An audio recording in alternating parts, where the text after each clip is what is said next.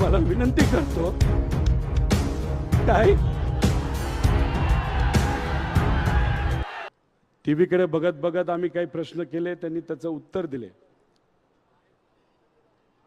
आणि बाहेर जाण्यापूर्वी त्यांनी आम्हाला सांगितलं, तुम्ही अजिबात काळजी करू नका, हा जो आपला स्वाभिमानी महाराष्ट्र आहे ना, तो आपल्याला घडवायचा आहे आणि तो घडवत असताना नाही तर घडवण्यासाठी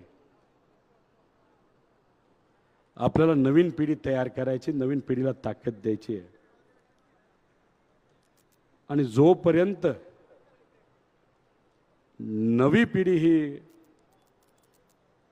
ती जबाबदारी घेत नाही, नाही तर जबाबदारी घेण्याच्या लेवलची होत नाही, तोपर्यंत मी माझे डोळे मिटणार नाही, असे पवार साहेबांचे शब्द होते.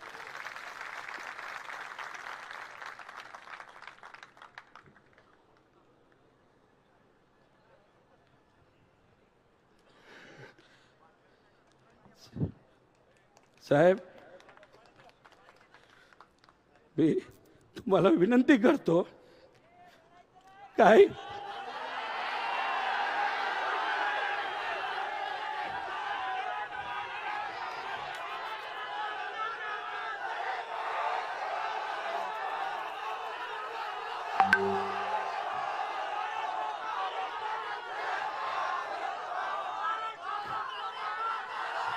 साहेब, मी तुम्हाला विनंती करतो, हे जे वक्तव्य तुम्ही केलं ते कृपा करून तुम्ही परत करू नका.